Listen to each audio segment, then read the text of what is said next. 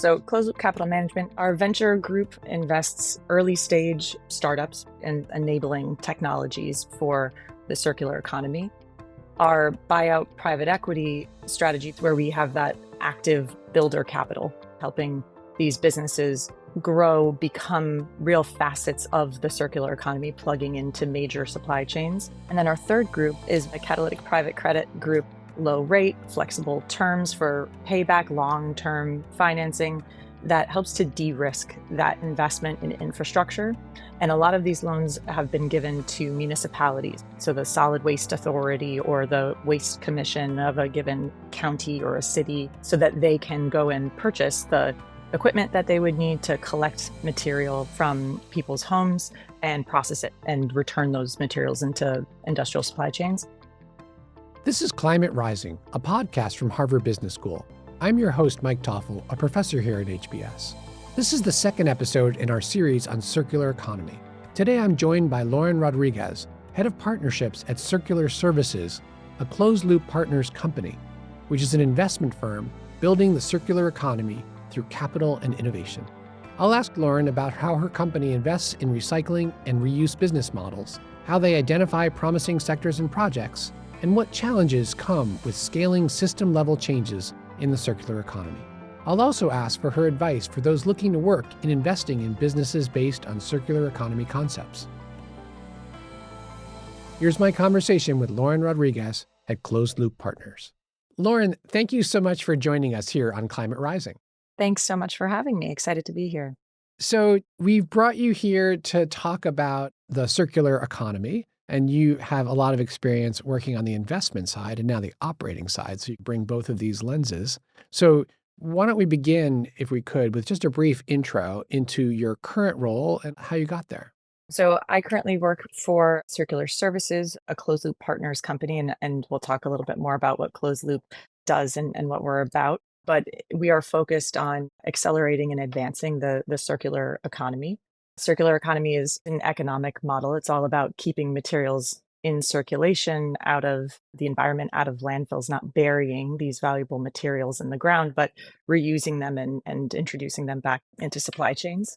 And I've been interested in what's called the circular economy for as long as I can remember. I was a nature kid, and there's not a concept of waste in nature. So using things judiciously and reusing them in new ways has always been just intuitive. So I'm the person that saves all the gift bags, loves going to thrift stores, asks people to turn off running water in a polite, friendly way. And this way of being turned into career when I read a book called Cradle to Cradle by Michael Braungart and William McDonough. That was back in the early 2000s. And that book, which I recommend to anyone starting out in this space, made a connection between waste and environmental harm, which I cared deeply about.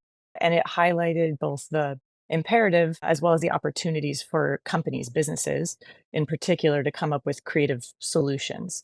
So I found that incredibly inspiring and motivating, and spent the majority of my career working with various companies in various sectors to understand how they operate and make decisions, with the ultimate goal of doing exactly what I'm doing today, which is bringing solutions to life that enable a more circular and sustainable world, and bridging the gap between those solutions and the major companies and industries that drive our economy and our society. More specifically, after business school, as class of 2016, I was particularly interested in sustainable food and agriculture systems, and I joined the corporate venture group of AB InBev called ZX Ventures. And there we were investing in and building, incubating early stage companies at the future of food and beverage. Now with Closed Loop Partners for over 2.5 years, working with Closed Loop's ecosystem of corporate partners who are funders or LPs in many of our investment funds, and are also partners of the new operating company that I now work for, Circular Services, where we are helping to close the loop on their supply chains. Great. Yeah. And it's always fun to see our HBS grads where they land in this business and climate world. So it's been about almost a decade since you were here. So Closed Loop Partners is an overarching firm that actually has three areas or three business lines, I might call it. I'm going to talk a little bit about the phrase closed loop and in the context of circular economy, because as I recall, from when I read books like Cradle to Cradle. That was also an inspirational book for me. The idea of trying to keep things out of landfills, for example, is super important from an environmental perspective and can be cost effective. So it sounds to me like you're trying to figure out where are those business opportunities where we can make these opportunities cost effective. And sometimes in my language, closed loop means keeping the products within the same value chain, whereas an open loop is still keeping them out of landfills, but making them available for other value chains. And so how is closed loop partners using that kind of stringent definition, or are they basically, as long as it's out of the landfills, that's mission aligned and close enough? That is a great distinction. We don't have the luxury of being so stringent in terms of only looking at solutions that are closed loop, because this is still an emerging space and there's so much opportunity for innovation and continued development and scaling of solutions that could enable a closed loop.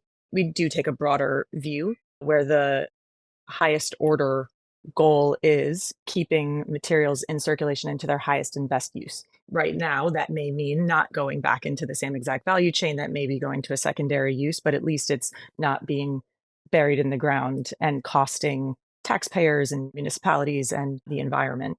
Got it. Closed loop is focused on this somewhat narrow, focused strategy of keeping things out of landfills. And I imagine that some of the companies that you're investing in or that you're supporting or that you purchase and operate, you're competing with broader players. So can you just talk a little bit about the advantages of that specialization? It really touches every single sector, maybe except for some of the more extractive industries. And because it's an economic model at the end of the day. And so all of the solutions that we're looking at are intended to plug into the many different sectors and types of businesses that we have. Our expertise is in taking that lens, right? Looking through that lens of how can we keep materials in circulation? How can we have more resilient supply chains that don't depend on finite and extractive practices and reduce the cost? We view this very much as a opportunity for cost reduction if you're keeping these materials in circulation, not paying to landfill them and then paying to extract more. That perspective, and honestly, the time that we've spent in this space, Closed Loop is over 10 years old, has worked in our favor in attracting a lot of companies who have a shared mission and vision for what they want their business to be like, and they want to be part of Closed Loop. They view us as experts in solving these circularity challenges. We, I think, attract a lot of like-minded investors and partners and companies that are seeking to be part of the portfolio. It also helps us think about platforms and ecosystems. So we have in our capital management group a private equity buyout fund looking to buy and build and help scale businesses that are enabling the circular economy in different sectors, one being in IT. So IT asset disposition, computers, phones, servers, all of the electronics that really underpin our economy and lives today. That group has made several investments in players in that space that can learn from one another, build on each other, have geographic density. And so there's logistical advantages when you start stitching together these companies. There's a lot of additive benefits for having a portfolio where there's shared missions of similar sectors. So that I think is a key strength in helping to add value to the businesses that we invest in and work with. Got it. So there's a capabilities play, which is that you gain the expertise and get better at it than those who are just dabbling because you're doing it full time. Then there's both the attraction to investors who want to be affiliated with a specialist organization, and perhaps even the portfolio companies who want partners, in their case, investors, who really know, who get their DNA and get their mission. Absolutely. Yes. Well summarized. And a third group that I would add to that too are, as I mentioned before, the corporate partners. So these are companies, think large consumer facing brands who have made commitments about having reduced plastics in their products or using less virgin materials. Many of them, if not all, have net zero commitments and other goals around circularity and waste reduction in their operations. They view us as the go-to partner for helping them figure this out. And sometimes there aren't existing solutions, and we have a group, our Center for the Circular Economy, does innovation and advisory work to address the challenges where there is no existing solution. There isn't a roadmap for how do we close the loop or how do we create circularity in a certain part of a business or in a sector. Interesting. Great. So let's talk about each of the business lines that Closed Loop Partners operates. And we'll begin maybe just briefly talking about the Closed Loop Capital Management. Give us a brief overview, if you would. So, Closed Loop Capital Management, that's an investment group that manages venture capital, buyout private equity, and catalytic private credit investment strategies. Our venture group invests early stage startups. So, this is traditional venture capital, but companies that are all aligned to this scope of advancing the circular economy. There's a lot of supply chain efficiency, resiliency technologies, and enabling technologies for the circular economy.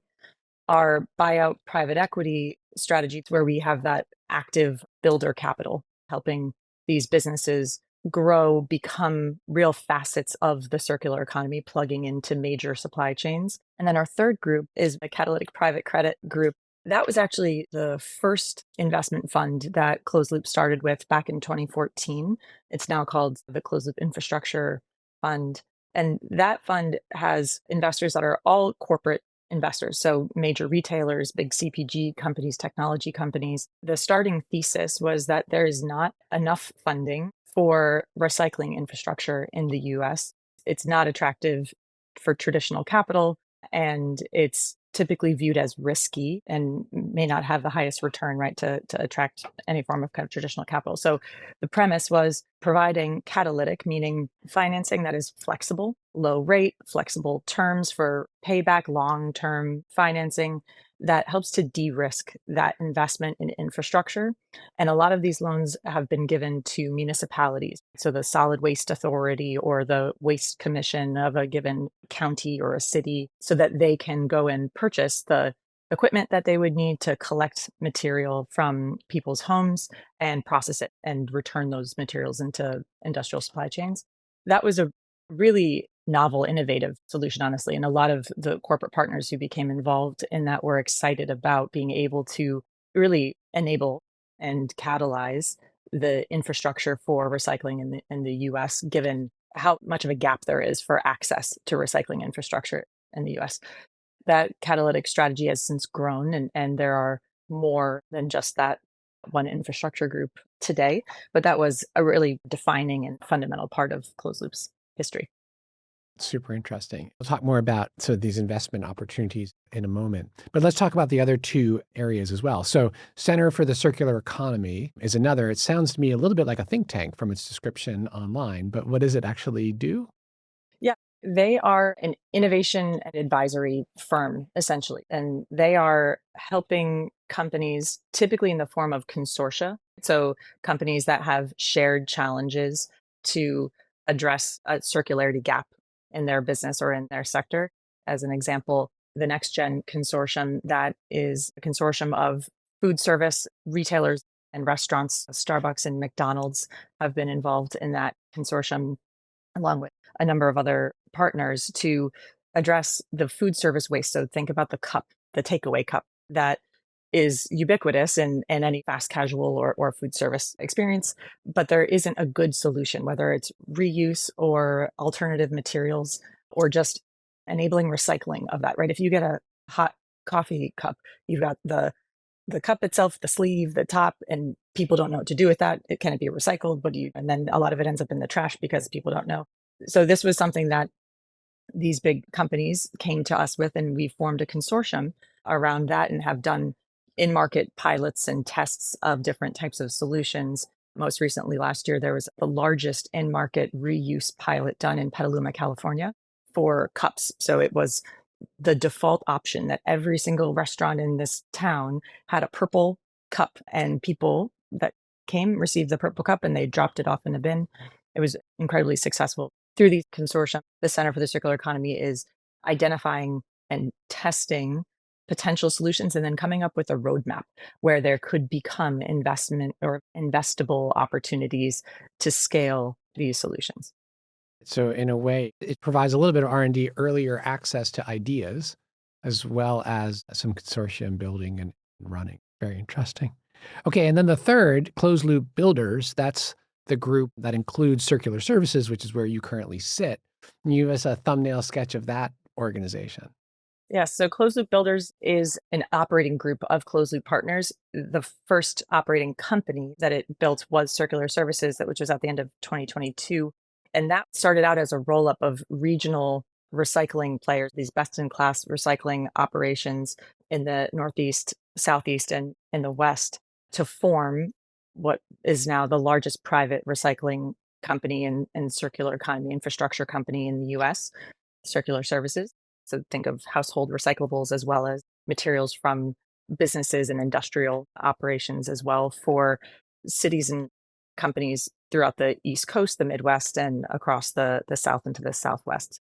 So if anyone listening here lives in New York City or Austin, Phoenix, San Antonio, Sarasota, Florida, we process all of your recycling. The vision is to not just be a kind of pure play recycling as we typically understand it, but to have the infrastructure and the capabilities to process all sorts of materials, typical packaging material, organics, meaning food waste and green waste, and textiles, electronics. Yeah. So I take students with a colleague to Europe to see decarbonization up close and energy transition. And we go to Denmark and the Netherlands. And this recent year, we went to Belgium as well. And you can't help noticing, for example, in Denmark, they have 15 bins. We have maybe three or two, and they have 15 bins. So the idea that they can sort so much and that those are all recovered as distinct recovery streams is just mind blowing. Yes, Europe is absolutely a model in that, in a sense, but also just a different reality than the United States in terms of what we're used to. And so I think that that's very far, probably never going to be the case where we're sorting our own things, but it does highlight that there's value in all of those materials. In the US, most people are putting everything into a single bin, and then it goes to what's called a material recovery facility where they're using, this is one of the core business of circular services, uses advanced technologies to sort all of those materials by material composition into bales of high value commodities. So in Europe, the consumer is essentially doing part of that first step of sortation, whereas here we're tending to consolidate at these recovery facilities. Right. Let's talk just for 1 minute about this organization that you're most closely aligned with, Circular Services. What's the business advantage of consolidation of these very geographically disparate collection companies? What's the value proposition to bring them all under the same ownership? Right. There are a few things. One is that there's a lot of technology and expertise in how to take this mixed bin of materials and get the highest value commodities out of them. And so we are essentially a group of best in class operators, right, who have been doing this for decades. And there's a lot of cross pollination in terms of technology use and operating best practices. There's also a factor of density in a given market. So the circular economy ideally is one that is localized, where you're better able to match supply and demand and keep materials in circulation and closer, tighter loops for recovery, remanufacturing, reuse, et cetera. And so as we build out our infrastructure and our footprint, we're looking for opportunities to have density where we can create the fundamental infrastructure to do that, right? And to amass sufficient volume of these commodities that they can really be used at scale. So if you think about isolated operations, small towns and communities, one of their challenges is that the volumes of material that they're producing are typically too small for any major manufacturer to be able to use right away. They have to be aggregated. That's another key benefit of that density. We have the ability to pull in more material regionally and be able to amass those large quantities, right? To be able to feed back into large scale supply chains. Got it. It's so interesting because as a consumer, or even maybe as a commercial customer of yours, like most of that story is hidden to them. If you're a resident like me who has curbside recycling and the truck comes down the street and it picks it up, and whether it's a private sector truck or a local government truck, it's the same truck, it's just painted differently. So you don't really know what the difference is, except that one works for the government and one doesn't. And it's very interesting to hear that the value add really is in the sorting and in the what economists I think would call agglomeration economy and also economies of scale, like all of these pieces that help you make better use of the materials and actually get them back out into the marketplace in some manner as a feedstock for something else. Yes, absolutely. Interesting. Great.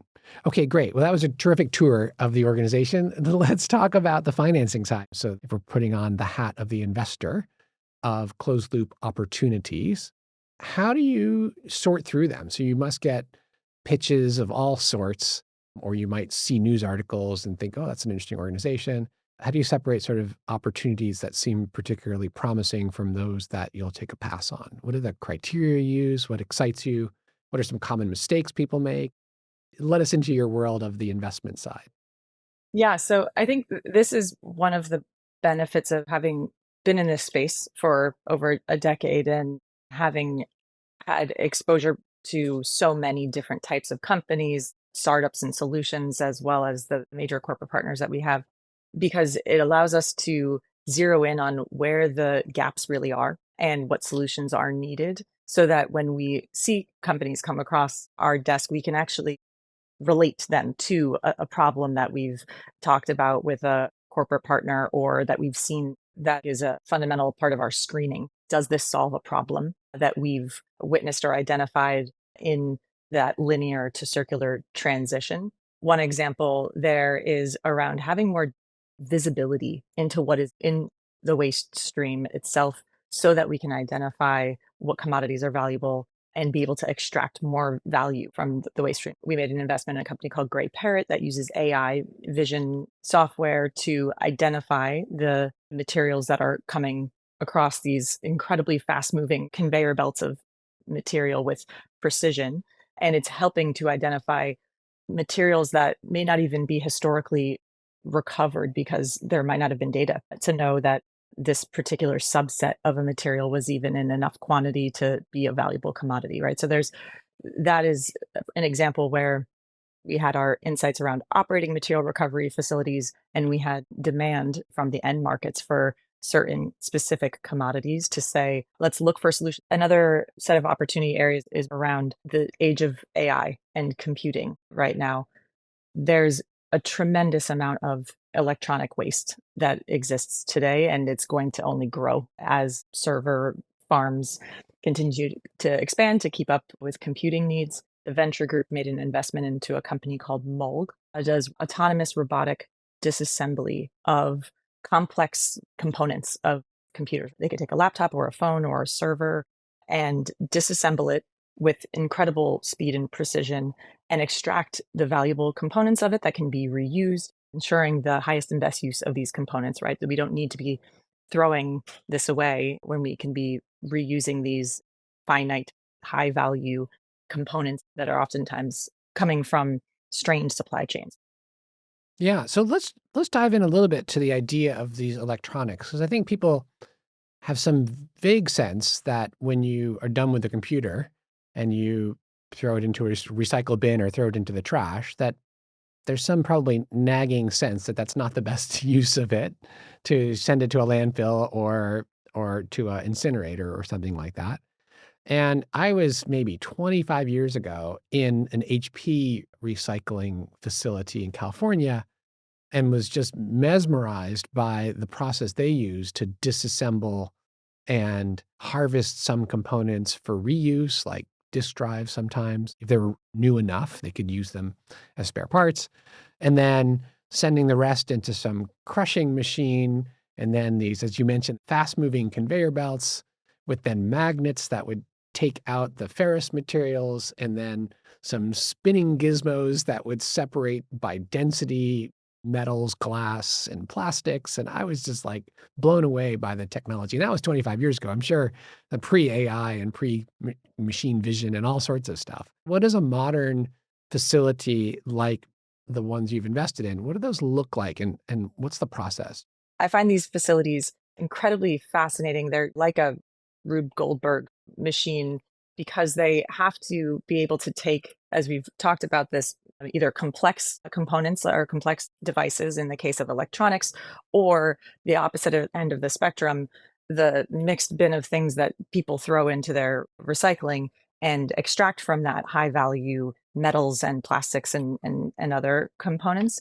There are a number of technologies that have been around for a long time. So, magnets for ferrous and eddy currents for non ferrous materials. There's optical near infrared sensors that are used for identifying material composition. And we've talked about AI vision systems that really are taking the next step in allowing more precise identification of material types. Robotics is also one of the newer aspects of technological development in this space. Moog, our portfolio company in the venture group, is applying this for the disassembly of electronics components. We also have a company in the portfolio, Solar Cycle, that recycles solar panels. Robotics are starting to become more useful in ensuring that we're capturing those materials that are of high value. So there's a lot of excitement around the use of technology that can help recover more of what's coming into the door. One challenge fundamentally in this space is there's a lot of interest and investment in how do we optimize, how do we extract the most value out of the materials that are coming in so that we can enable them to be used for their highest and best use. We're still constrained by what's coming in the front door. How do we get more of the material to us so that we can do this advanced sortation and recovery? Our investment group, the capital management group, has focused on that access and infrastructure point, mostly providing low cost loans to municipalities for over 10 years to ensure that residents have bins to put things in so that it can get to the facility. We know that one of the best ways to increase the volume coming through is by just increasing the size of someone's bin at home. If you think about it, and this is also supported by EPA studies on the waste generated in the US, far more of our waste stream should be recycling than it is today. So you should be able to recover 60 to 80% of what's considered waste that anyone, a business or an individual household generates. Yeah. And I think the infrastructure, it's a little bit of a chicken or egg problem with infrastructure and policy, I would imagine. For example, Massachusetts, where I am, recent state law prohibits the disposal of textiles in trash. And so that's saying like, okay, you used to put your old jeans, if you couldn't donate them to Goodwill or whatever, you would just throw them in the trash or sneakers or whatever. But now, because of this policy, you can't legally do that anymore, which then triggers municipalities to say, okay, we got to figure out a way to collect this material because of this mandate we have from the state. And so then all of a sudden there's an incentive to try and figure out the infrastructure, whether they do it again with the municipal service or they do it with private sector contracting. And so there's this chicken or egg. Can you build the infrastructure if you don't have the mandate from the policymakers? Yes, policy can be incredibly helpful, those being excellent examples where there are restrictions put on what can go into landfills. We've taken the approach of focusing on how do we make it easier for individuals and businesses to recycle or reuse and recover these materials rather than using the stick approach. But it is helpful, absolutely.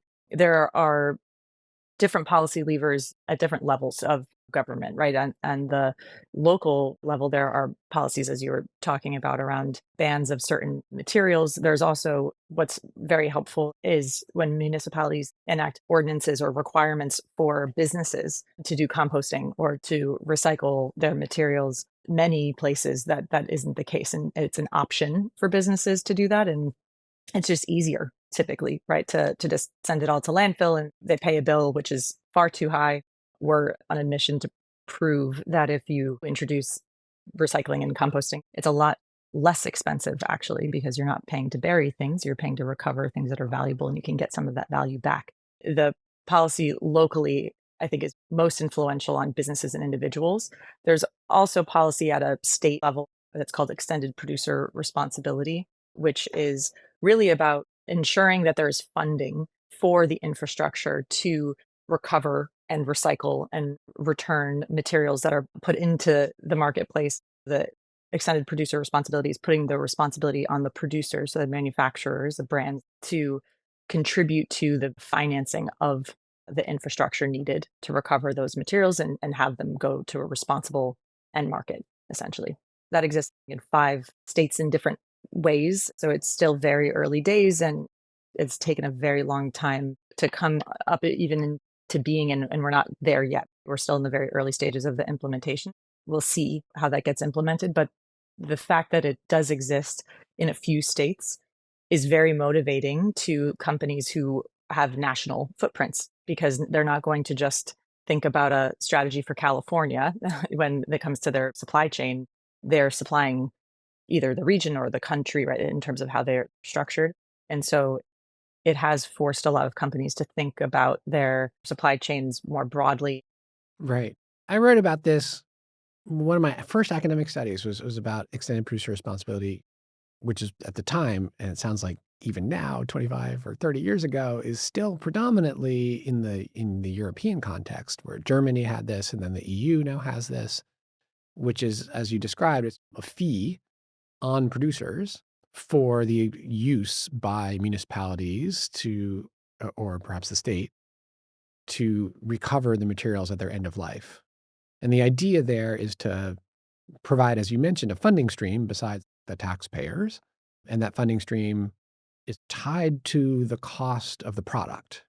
Because if you impose this fee on the producers, then they're going to put an additional cost on the product. But in a way, you pay the cost as opposed to as a taxpayer, you pay it as a consumer related to the purchases you make. So it's a really nice example of the polluter pays concept of providing that fee. Now, one thing that seemed to me with an economic lens that breaks down in that is the fees of the systems that I looked at a long time ago were the same across different companies.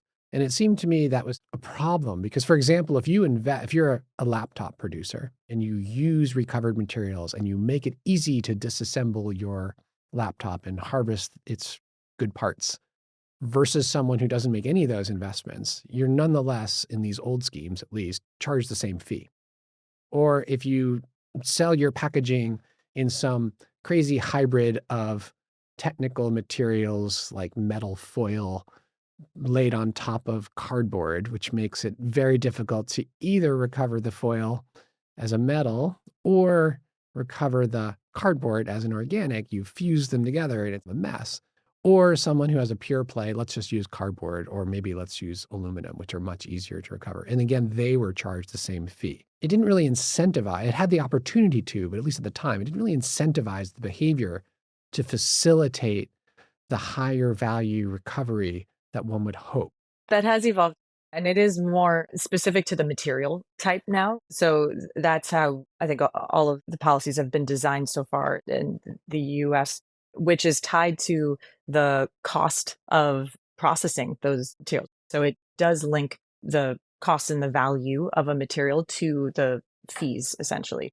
That is actually an example where the policy will necessitate more advanced technologies because we have to be able to really identify exactly what materials are coming in the door and think about the costs on a per material basis rather than that mixed bag.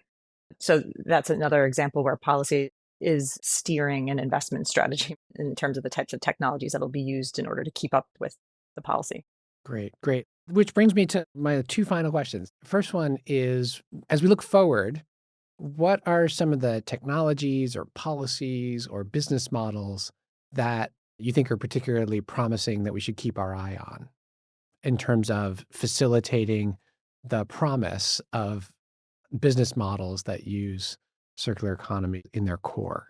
So I think that we're going to continue to see a few things. There's one is we've talked a little bit about using technology for better data and visibility to know what's being thrown away, discarded, or what is in the waste stream so that we can extract what's most valuable. And there, robotics for disassembly and AI for identification of the components and composite materials that'll continue to develop. And I think there'll continue to be opportunities for applications to scale those types of technologies. There's also a lot of sectors that haven't even started thinking about circularity.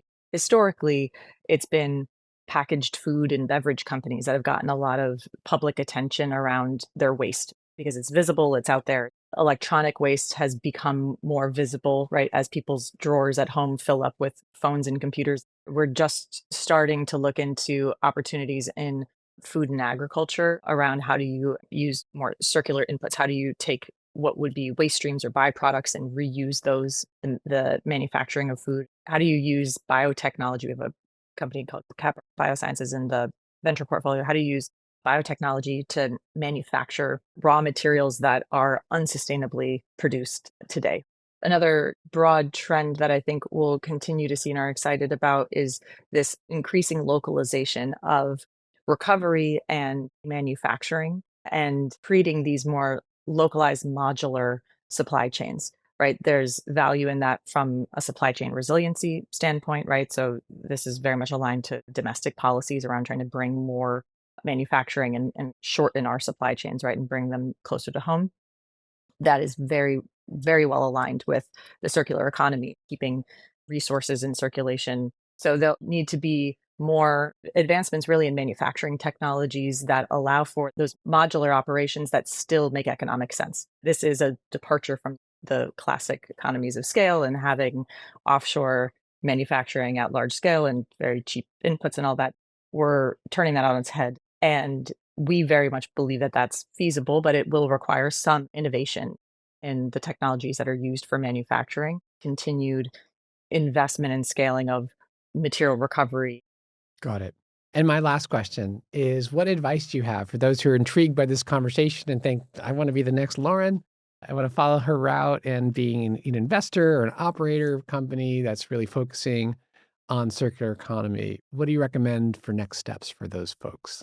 Well, I'll first say, please join us. We need more people thinking in this way in their own roles and in their own companies and as policymakers. Because it's cross cutting, this should apply to every sector. I think that it would be great to have more innovators thinking about their particular sector and how can we close the loop more in their own supply chains. In terms of useful resources, I'll put a plug for the Closed Loop Partners website. We have a tremendous amount of research and reports that have been done by the Center for the Circular Economy, a lot of thought pieces from the capital management group around the opportunities and solutions for advancing circular economy. So I think that that is a great place to start and see some of the things that we've talked about today and more. Another plug, actually, because I do think that this is a great 101 is Ron Gonen, the CEO and founder of Closed Loop Partners, has a book called Waste Free World, which is helpful storytelling of this linear to circular transition, what we need for that transition. And he's a great storyteller. It's a good read. There are also other organizations that are really active in this space. The Ellen MacArthur Foundation in the UK has done tremendous work in the circular economy. If anyone's interested in digging into data, the EPA actually has a good amount of data around the waste that we're generating and what opportunities there could be, right, in recovering its value. Well, Lauren, it's been a real pleasure to see you again after a decade since you left our campus. Well, we've seen each other since because you've been generous with your time in helping our students get a sense of the career world out there. So thank you for that. And thank you for today's conversation as well. Thank you so much. It's been wonderful talking with you. That was my conversation with Lauren Rodriguez, Head of Partnerships at Circular Services, a Closed Loop Partners company. Climate Rising is produced by Sophie Wong. Craig McDonald is our audio engineer, and I'm your host, Mike Toffel. Video production by The Puglomerate.